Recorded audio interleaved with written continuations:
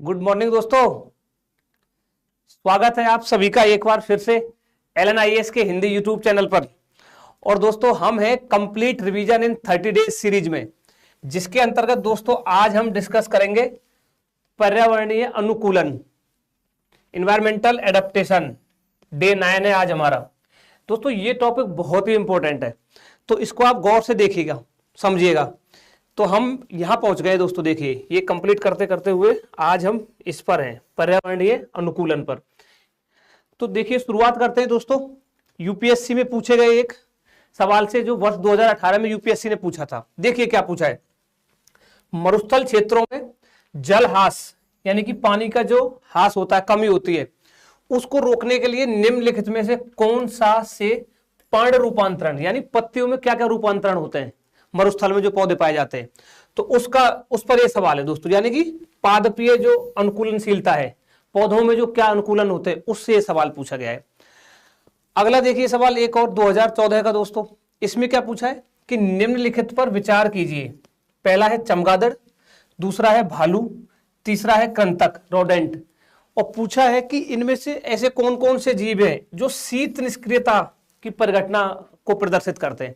ये दो सवाल पूछे हैं। ये जो सवाल है दोस्तों, ये जंतुओं की अनुकूलनशीलता पर सवाल है, और इससे पहले वाला जो सवाल था ये पादपों की अनुकूलनशीलता पर सवाल है। तो आज हम पादपों में क्या क्या अनुकूलनशीलता होती है, क्या क्या अनुकूलन होते हैं, जंतुओं में क्या क्या अनुकूलन होते हैं, दोनों हम डिस्कस करेंगे। तो देखिए इसका जो आंसर है दोस्तों, इसका आंसर डी है। यानी कि पर्ण कठोर एवं मोमी पर्ण होती है, लघु पर्ण होती है छोटी, और पर्ण की जगह कांटे होते हैं। ये तीनों एडेप्टेशन सही है। Good morning Pihu Patel. और अगला जो ये है दोस्तों, इसमें भी सी आंसर है। यानी ये जो तीनों है ना, चमगादड़, भालू, कृंतक रोडेंट, तीनों ही दोस्तों शीत निष्क्रियता दर्शाते हैं। शीत निष्क्रियता क्या होती है ये हम आगे डिस्कस करने वाले हैं। तो देखिए दोस्तों शुरुआत करते हैं पर्यावरणीय अनुकूलन से। अब इसको ऐसे समझो दोस्तों, अनुकूलन होता क्या है। देखिए दोस्तों प्रत्येक जीव, कोई भी जीव हो चाहे, फॉर एग्जाम्पल देखिए ये एक पर्यावास है और ये एक पर्यावास है। उदाहरण के तौर पर मान सकते हैं दोस्तों ये मरुस्थल है, ठीक है, ये मरुस्थल है डेजर्ट, और ये दोस्तों ध्रुवीय क्षेत्र है जहां बर्फ जमी रहती है। अब दोस्तों यहां जो जीव पाए जाएंगे उनमें अलग विशेषताएं होंगी, वो अलग चीजों को लेकर अनुकूलित होंगे। यहां जो जीव और पादप पाए जाएंगे उनकी अलग विशेषताएं होंगी। तो दोस्तों जो अलग अलग विशेषताएं ना, अलग अलग पर्यावास के लिए विशेष, ये जो पर्यावास है वो कोई विशेष जो जीव है वो इसके लिए अनुकूलित होगा, इन यहाँ रहने वाला जीव इसके लिए अनुकूलित होगा। यानी कि ये जो विशेषताएं, यही अनुकूलन है, जो उनमें विशेषताएं अलग अलग पाई जाती है। फॉर एग्जाम्पल इसको ऐसे भी देखिए दोस्तों, जो नारियल है, ये नारियल रेगिस्तान में नहीं उगाया जा सकता, क्योंकि उसमें एडेप्टेशन, वो अनुकूलनता है ही नहीं कि वो मरुस्थल में उगाया जा सके। वैसे ही दोस्तों जो ऊंट है वो समुद्र में जीवित नहीं रह सकता। तो ये जो विशेषताएं हैं ये ही अनुकूलन है। अगर इसकी परिभाषा की बात करें तो क्या है, किसी जीव तथा पौधे की, कोई जीव है, जीव भी हो सकता है पौधा भी हो सकता है, उसकी बनावट या व्यवहार तथा जीने की पद्धति जिसकी सहायता से, जिसकी मदद से दोस्तों वह किसी विशेष पर्यावरण में जीवित रहता है, वही अनुकूलन है, वही एडॉप्टेशन है। अब ये जो अनुकूलन है दोस्तों, तीन तरीके का होता है, संरचनात्मक, व्यवहारात्मक और शारीरिक। इन तीनों को ब्रीफ में देखिए डिस्कस करते हैं। देखिए अगर बात करते हैं दोस्तों संरचनात्मक अनुकूलन की, स्ट्रक्चरल एडॉप्टेशन की, तो ये क्या कहता है दोस्तों, इसमें क्या होता है, जो शारीरिक संरचना है ना, वो शारीरिक संरचना उस तरीके की डेवलप हो जाती है, या उस तरीके की शारीरिक संरचना में पाई जाती है कि वो विशेष जो पर्यावास है उसमें जीवित रह सके। अगर इसको एक एग्जाम्पल से देखें तो पहले देखिए किसी जीव के शरीर का आकार, रंग, अंग, ये जो सब है ना दोस्तों, ये शारीरिक संरचना में आते हैं, सॉरी स्ट्रक्चरल एडॉप्टेशन में आते हैं, संरचनात्मक अनुकूलन में। अब फॉर एग्जाम्पल देखिए दोस्तों, जो मरु लोमड़ी है, इसको ऊष्मा विकिरण यानी कि धूप से बचने के लिए इसके जो कान है ना दोस्तों बड़े होते हैं। वही जो ध्रुवीय लोमड़ी है, जहां बर्फ जमी रहती है, वो जो लोमड़ी है उसके कान छोटे होते हैं। तो ये किस में आ गया, यानी कि संरचनात्मक परिवर्तन, उनका स्ट्रक्चर जो है बॉडी का, अंग, रंग, ये सब में चेंजेज आ रहे हैं। एक एग्जाम्पल और देखते हैं दोस्तों, जो ध्रुवीय भालू है उसका रंग सफेद होता है, क्यों, क्योंकि वो बर्फ में रहता है। वही दोस्तों एक देखते हैं कि जो धब्बेदार तेंदुए है, स्पॉटेड जो जगुआर है, ये दोस्तों वनों में पाया जाता है, जंगल के लिए अनुकूलन है इसमें। ऐसे ही वनाग्नि जो होती है दावानल, उससे बचने के लिए दोस्तों पेड़ों की जो वो है छाल जो है दोस्तों, ये खुरदरी हो जाती है। ये कुछ एडॉप्टेशन के एग्जाम्पल है संरचनात्मक अनुकूलन के। दूसरा देखते हैं दोस्तों शारीरिक अनुकूलन, फिजियोलॉजिकल एडॉप्टेशन। इसमें क्या होता है दोस्तों, शरीर का जो रसायन उपापचय मतलब मेटाबॉलिज्म टाइप का डिफरेंस आएगा, वो उनमें अनुकूल, यानी कि जो शारीरिक, अब इसको ऐसे समझना, थोड़ा सा इसमें कंफ्यूज हो सकते हैं कि संरचनात्मक, क्योंकि ये भी शारीरिक संरचना को अलग बता रहा है और ये भी बता रहा है शारीरिक रसायन और उपापचयन। तो इसको ऐसे समझो दोस्तों, ये एनाटॉमी है, ये एनाटॉमिकल स्ट्रक्चर है। फॉर एग्जांपल हम कहें कि हमारे आंख है दो, आंख की हम संरचना की बात करें, इसमें रेटाइना है, स्क्लेरा है, ये सब है। वहीं अगर हम बात करें कि ये आंख फंक्शन कैसे करती है, हम देखते कैसे हैं, तो वो है फिजियोलॉजिकल। तो वो जो हम देखते कैसे हैं, वो जो फिजियोलॉजी है, जो कार्यात्मक है, वो दोस्तों शारीरिक अनुकूलन है। इसको एक एग्जाम्पल से समझो। मानिए जैसे मरुस्थलीय क्षेत्रों में दोस्तों जो कंगारू चूहा पाया जाता है ना, उसकी जो किडनी है वो स्पेशल एफिशिएंट होती है कुछ, और दक्ष किडनी पाई जाती है उनमें, उनमें कुछ, इनमें जो किडनी पाई जाएगी उनकी अपेक्षा ये बेटर फंक्शन करती हैं। तो ये है शारीरिक अनुकूलन का एग्जाम्पल। वैसे ही दोस्तों अगर देखें तो मच्छरों में जो रक्त जमाव को रोकने के लिए एक विशेष प्रकार का यौगिक पाया जाता है। Good morning VKID. ठीक है दोस्तों, शारीरिक अनुकूलन हो गया, संरचनात्मक अनुकूलन हो गया, ये फिजियोलॉजिकल है, ये एनाटॉमिकल है, ये ध्यान रखना है इन दोनों में जो अंतर है। अगला दोस्तों देखते हैं इसमें व्यवहारात्मक अनुकूलन, बिहेवियरल एडॉप्टेशन। व्यवहारात्मक दोस्तों इसमें क्या होगा, ना तो कुछ शारीरिक चेंजेस आएंगे, ना ही कुछ फिजियोलॉजिकल आएंगे। और जो एडॉप्टेशन होगा इसमें क्या होगा दोस्तों, इसमें व्यवहार में चेंज आएगा, मतलब उसका व्यवहार ऐसा होगा कि वो उस जो विशेष पर्यावास है उसमें वो जीवित रह सके, जंतु या पादप। जीवों में ऐसा अनुकूलन जो उनके कार्य एवं व्यवहार को प्रभावित करे दोस्तों, वो व्यवहारात्मक अनुकूलन है। इसको कैसे समझो, देखो अब ये आनुवंशिक रूप से भी हो सकता है दोस्तों, और ये अर्जित भी हो सकता है। जैसे जो भालू है ना, वो सर्दी के मौसम में दोस्तों सोते बहुत है, यानी कि ये उनके व्यवहार में चेंज है। शारीरिक कोई चेंज नहीं आया, फिजियोलॉजिकल कोई चेंज नहीं आया, बट उनके व्यवहार में चेंज आया कि वो सर्दी में सोते बहुत है। वहीं अगर देखे कई पक्षी होते हैं जो माइग्रेट कर जाते हैं एक जगह से दूसरी जगह, प्रवास कर जाते हैं, ये भी उनके व्यवहार में चेंज है। तो ये व्यवहारात्मक अनुकूलन के कुछ उदाहरण है। जैसे अगर इसका एक और एग्जांपल देखें तो मरुस्थलीय जीव जो है ना दोस्तों, वो दिन में ना निकलने की बजाय रात को विचरण करते हैं। क्यों? क्योंकि मरुस्थल में पानी की वैसे ही कमी है, दिन में घूमेंगे, धूप होगी, वाष्पोत्सर्जन होगा तो और कमी आएगी। तो ये जो एडॉप्टेशन है ये दोस्तों व्यवहारात्मक एडॉप्टेशन है। हमने तीनों अनुकूलन देखे, शारीरिक, संरचनात्मक और व्यवहारात्मक। अब डिस्कस करते हैं दोस्तों, अब इस सवाल को देखिए आप। Good morning everyone. देखिए क्या कह रहा है, निम्नलिखित कथनों पर विचार कीजिए।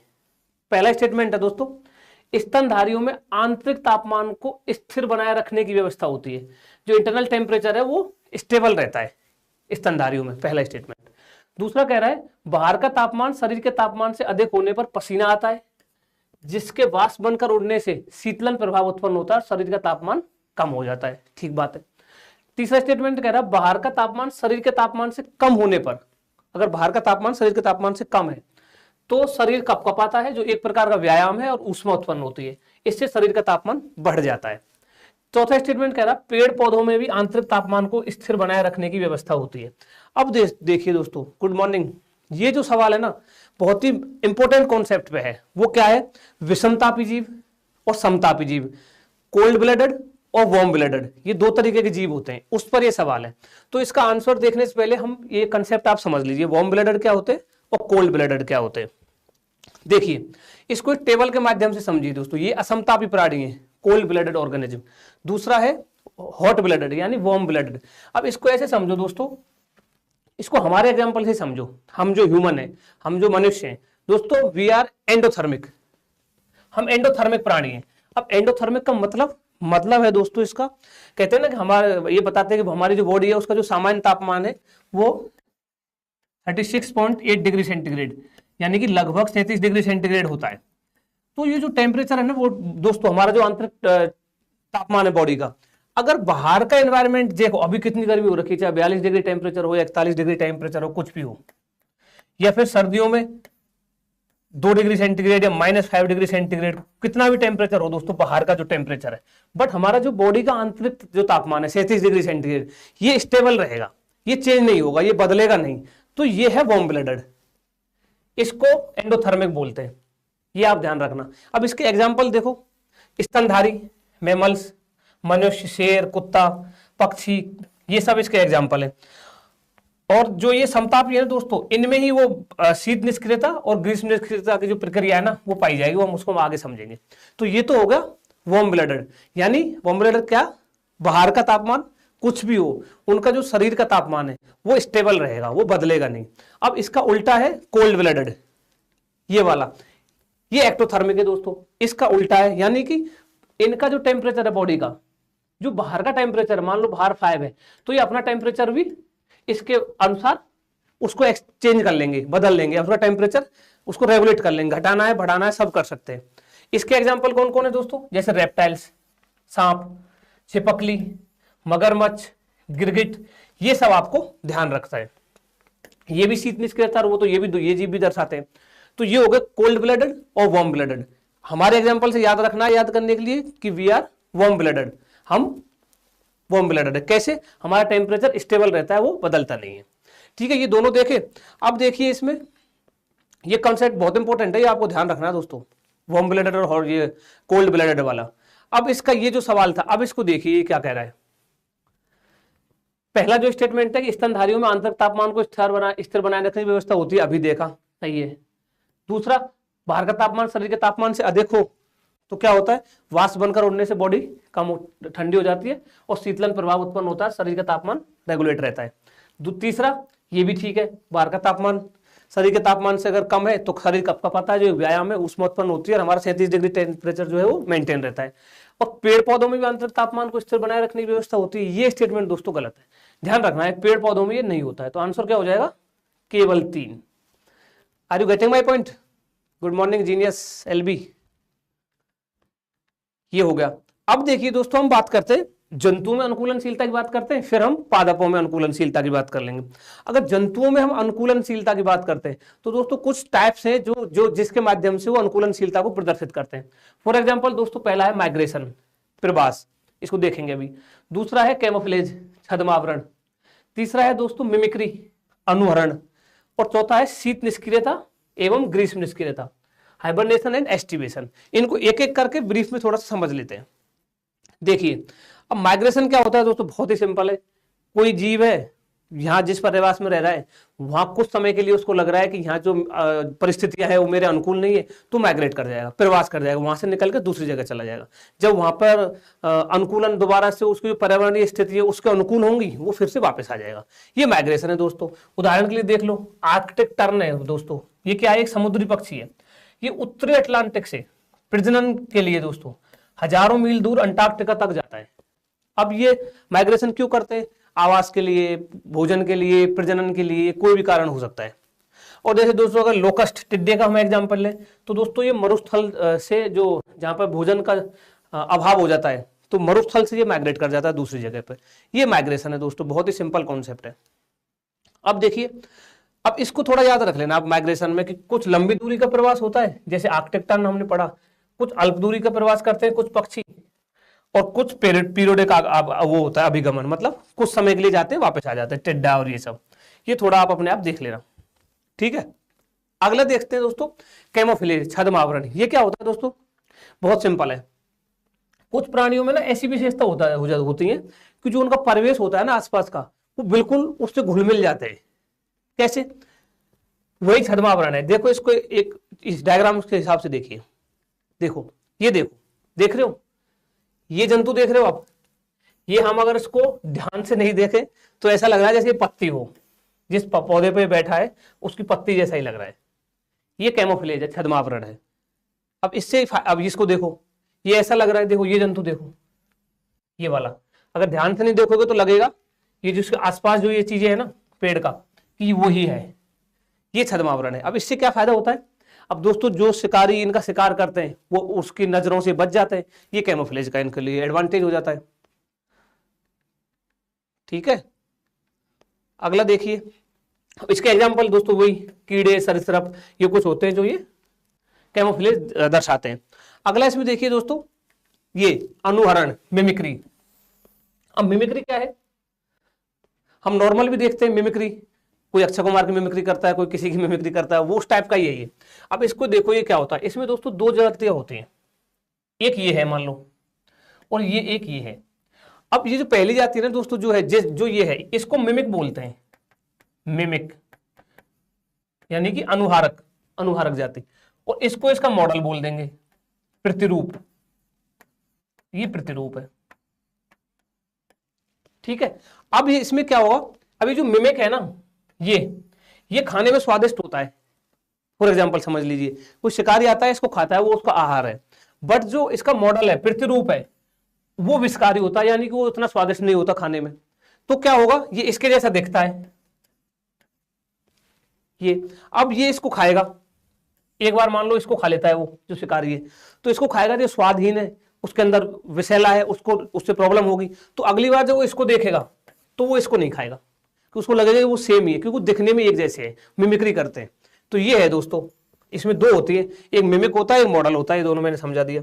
अब ये दो तरीके का होता है दोस्तों, एक म्यूलेरियन मिमिक्री और एक ये बैट्सियन मिमिक्री। अब ये इसमें इसके पास सुरक्षात्मक उपाय नहीं है कोई, और इसके पास सुरक्षात्मक है, क्योंकि ये स्वादहीन है, तो इसको खाएगा तो ये बच जाएगा। ये दोस्तों बैट्सियन वर्ण है, इसी को बैट्सियन वर्ण बोलते हैं।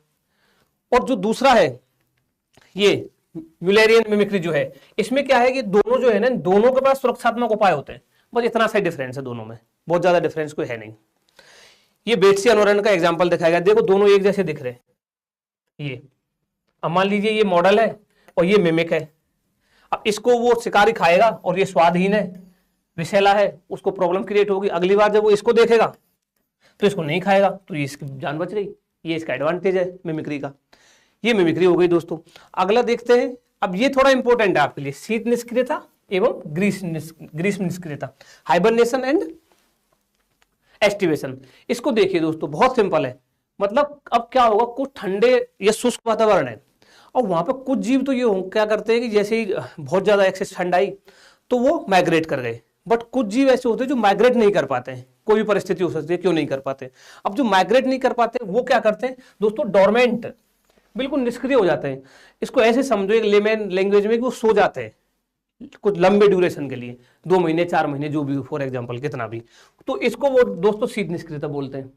फिर कुछ जीव क्या होते हैं, अब शीतकाल को सुषुप्तावस्था में बिताना शीत निष्क्रियता कहलाता है। उदाहरण चमगादड़, कंगारू, रोडेंट, ये सब। और अगर दोस्तों ऐसे ही शुष्क या गर्म अवधि जो है, उस गर्मी को अगर कोई सुषुप्तावस्था में बिताता है, निष्क्रिय अवस्था में बिताता है, वो ग्रीष्म निष्क्रियता हो जाता है, एस्टिवेशन हो जाता है। इसके एग्जाम्पल है कछुए, मगरमच्छ, सैलमेंडर, ये सब इसके एग्जाम्पल है। बहुत सिंपल है, आई होप आपको समझ आया होगा। अब देखिए दोस्तों, देखो ये बता रखा, ये शीत निष्क्रियता, देखो ये पोलर बियर है, ये हेजहॉग है, चमगादड़ है, चिपमूंक्स हैं, ये देखो सोए हुए हैं। अब ये ग्रीष्म निष्क्रियता दिखा रहे हैं। कछुआ देखो ना, जमीन के अंदर चला जाता है, बहुत दिनों बाद निकलता है। मेढक हो गया, छिपकली हो गई। हम देखते हैं कि बरसात के मौसम में मेढक निकल के आता है, वो तब तो सर्दियों में गर्मियों में कहाँ था, वो अंदर रहता है, वो ग्रीष्म निष्क्रियता में चला जाता है। केंचुआ हो गया, अर्थवर्म, धरातलीय घोंगा हो गया, अफ्रीकन लंगफिश हो गया। ये एग्जाम्पल आप इनके याद रख लेना, पूछे जा सकते हैं। यस सर, क्लियर है, थैंक यू पीहू। अब देखो दोस्तों, हमने जंतु में अनुकूलनशीलता की बात करी। अब देखिए पादपों में अनुकूलनशीलता पर थोड़ा डिस्कस कर लेते हैं। अब पादप भी दोस्तों अनुकूलनशीलता, मतलब ये जिस पर्यावरण में रहेंगे इनमें विशेष विशेषता पाई जाएंगी। अब किस किस के लिए पाई जाएंगी इनमें, देखिए दोस्तों, इनमें सहनशीलता पाई जाएगी प्रकाश की अवधि। किसी पौधे के लिए प्रकाश की अवधि ज्यादा मिलती है, किसी को कम मिलता है, तो उस हिसाब से उनमें एडोप्टेशन हो जाता है। सूखे की स्थिति, कहीं सूखे की स्थिति ज्यादा है, कहीं कम है। उच्च तापमान से बचने के लिए, जल संतृप्त स्थिति, लवणीय वातावरण से बचने के लिए, ये जो अनुकूलन है दोस्तों, ये पादपों में विशेषताएं पाई जाती है। और पौधे अपने अंदर ना दोस्तों कई तरह की अनुकूलता विकसित कर लेते हैं। ठीक है, कौन कौन सी करते हैं वो थोड़ा देख लो। जलाभाव तथा ताप के प्रति अनुकूलन हो जाते हैं। जहां जल का अभाव है तो उनमें विशेष तरीके की विशेषता आ जाती है, वो भी देखेंगे क्या क्या आती है। प्रकाश के साथ अनुकूलन, प्रकाश ज्यादा मिल रहा है कम मिल रहा है, अपने आप को एडजस्ट करते हैं। जलीय पर्यावरण में अनुकूलन देखेंगे। लवण युक्त अगर पर्यावरण है तो अनुकूलन। मित पोषणी मृदा, मित पोषणी मृदा मीन्स दोस्तों जिस मृदा में न्यूट्रिएंट्स कम हो तो पादप क्या करेंगे, ये सब पादपों में अनुकूलन के एग्जाम्पल है। Good morning.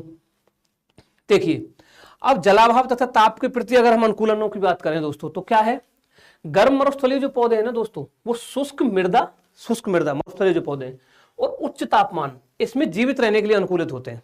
ठीक है, अब इसमें क्या क्या विशेषताएं डेवलप होंगी इनमें। अब इस प्रकार के जो पौधे हैं दोस्तों, ये स्वयं को शुष्क स्थितियों के अनुकूल बना लेते हैं, जिनकी जीवन अवधि छोटी होती है। अब इसका एक टर्म याद रखना बहुत इंपॉर्टेंट है, इनको इफिमेरल कहते हैं।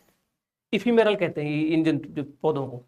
अब उदाहरण के लिए देखो दोस्तों, राजस्थान का मरुस्थल है, तो वहां पर कुछ एक वर्षीय पौधे क्या करते हैं, वो जब गर्मी होती है ना बहुत ज्यादा, तो खुद को वो बीज के रूप में जीवित रखते हैं, और बाद में जैसी अनुकूल परिस्थिति आती है तो वो एक वर्षीय पौधा होता है और कम समय में अपनी अवधि पूरी कर लेता है। ये उनका अनुकूलन है। Good morning. और कुछ पौधों को देखिए दोस्तों, उनमें गहरी जड़ें होती हैं, यानी कि पानी की कमी है, जलाभाव वाला जो हम पढ़ रहे हैं, पानी की कमी, तो गहरी जड़ें जाएंगी जो कि कहां तक पहुंच जाएंगी, जल पटल तक, और वहां से जो जितना उनको जल अपने आहार और पोषण तत्वों के रूप में चाहिए वो ग्रहण कर लेंगी।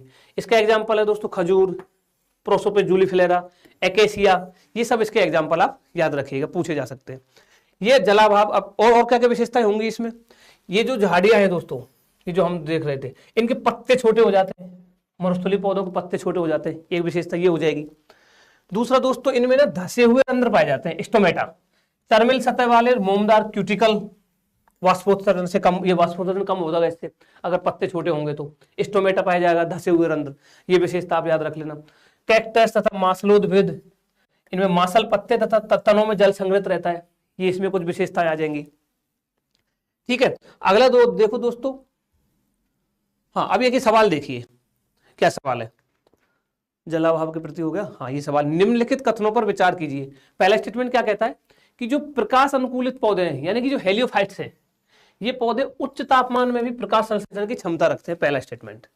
दूसरा कह रहा है प्रकाश अनुकूलित पौधों की श्वसन दर कम होती है, दूसरा। तीसरा, छाया अनुकूलित जो होते हैं दोस्तों, सायोफाइट्स, इन पौधों में सामान्यतः प्रकाश संश्लेषण, श्वसन तथा उपापचयी क्रियाओं की दर कम होती है। और पूछा है कितने कथन सही है, 1, 2, 4 या 3, ये सवाल है। अब दोस्तों ये प्रकाश अनुकूलित आपको पता हो तभी तो आंसर दे पाओगे, तो ये प्रकाश वाला ना एक बार समझ लेते हैं, इसमें क्या क्या विशेषता डेवलप होती है।